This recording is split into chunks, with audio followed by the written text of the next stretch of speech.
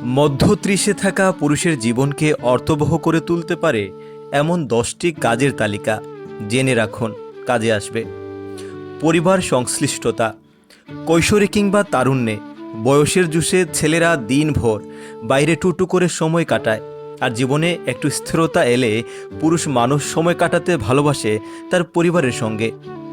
বয়স যদি 30 বছরের মাঝামাঝি হয় আর মা বাবা সহ পরিবারের বাকি সদস্যরা যদি এখনও সুস্থ থাকে, তবে এটাকে স্রষ্টার বিশেষ নিয়ামত মনে করে তাদের সান্নিধ্যে সময় কাটানো উচিত, তাদের যত্ন নেওয়া উচিত। প্রকৃতির সংস্পর্শ। মানুষ প্রকৃতির সন্তান, যদিও নগর জীবনের ব্যস্ততায় সে তা ভুলতে বসেছে। সময় সুযোগ এলেই প্রকৃতির সান্নিধ্যে চলে যেতে হবে, নিজেকে রিচার্জ করতে হবে প্রকৃতির শক্তিতে। এক্সারসাইজ করা। এক্সারসাইজ করলে শরীরে হ্যাপি হরমোন নিঃসৃত হয়। ইয়াং এজে আমরা অনেকেই এক্সারসাইজ করলেও বয়স ও ব্যস্ততা বাড়ার সঙ্গে সঙ্গে এক্সারসাইজ করা বন্ধ করে দিই। মধ্য 30-এ এসে জিমে জয়েন করা একটা ভালো সিদ্ধান্ত হতে পারে। এতে এক্সারসাইজের পাশাপাশি সুস্বাস্থ্যকে প্রায়োরিটি দিয়ে এমন মানুষের সঙ্গে ভালো বন্ডিং হবে। জিমে জয়েন করতে না পারলেও নিয়মিত হাঁটা বা জগিং করা যায়। Professional development. পেশাগত জীবন গুরুত্বপূর্ণ।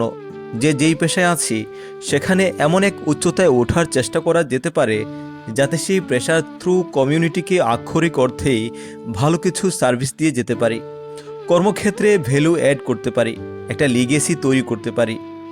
পুরনো বন্ধু বান্ধবের সঙ্গে যোগাযোগ। পেশাগত জীবনে উন্নতির ইঁদুর দৌড়ে অংশ নিতে গিয়ে প্রায়ই আমরা আমাদের শিকড়কে ভুলে যাই। শৈশবের দিনগুলোতে যখন আমরা পেশাগতভাবে কিংবা ব্যক্তিজীবনে ততটা সফল হয়ে উঠিনি, তখন যে বন্ধু বান্ধব নিঃস্বার্থ ভালোবাসায় আমাকে ঘিরে রাখত সবসময়, তাদের সঙ্গে যোগাযোগ বৃদ্ধি, সম্পর্কের উন্নয়ন আমাকে মানসিক প্রশান্তি এনে দেবে। তাই এটি খুবই জরুরি। পুরনো কোনো শখ পুনরুদ্ধার। একই সঙ্গে কর্মজীবনের ব্যস্ততায় হারিয়ে যাওয়া সুর ও রঙগুলোকে পুনরুদ্ধার করাও জীবনকে সুরেলা ও রঙিন করে তুলতে পারে। গান গাওয়া, গিটারে টুংটাং সুর তোলা, নাটক পাড়ায় গিয়ে নাটক কিংবা হলে গিয়ে সিনেমা দেখা, আর্ট এক্সিবিশনে ঘোরা, এরকম যত স্বাদ আহ্লাদ ছিল একসময়ে, এদের পুনরুজ্জীবিত করে তোলা জীবনকে নতুন করে অর্থবহ করে তুলবে। ডায়েরি লেখা। মনে মাথায় যেসব চিন্তা ঘুরে তার সবই গুরুত্বপূর্ণ, অন্তত আমার নিজের কাছে। কাজেই সেগুলোকে হারাতে না দেয়া, মাথায় আসার সঙ্গে সঙ্গে লিপিবদ্ধ করে ফেলা ডায়েরির পাতায়, এটা মনের ভার কমিয়ে মনকে হালকা করতে সহায়তা করে। ধর্মচর্চা করা। ধর্মচর্চা মানুষকে অন্তর্মুখী করে তোলে, আরও গভীরে ঢুকে আরও তলিয়ে জীবন নিয়ে ভাবতে সহায়তা করে। জীবনের সংকীর্ণতাগুলোকে আরও বড় পার্সপেক্টিভ থেকে দেখতে ও ডিল করতে শেখায়, জীবনকে একটা রুটিনের মধ্যে আনে। শুয়ে শুয়ে মেঘ দেখা।